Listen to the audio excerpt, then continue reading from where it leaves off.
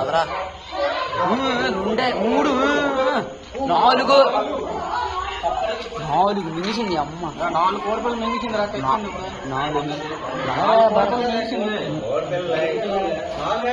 మన కరెక్ట్ ఎందుకు ఎరుపు ఎక్కడ కడుతున్నారా నాకు క్లియర్గా అది ఎరుపు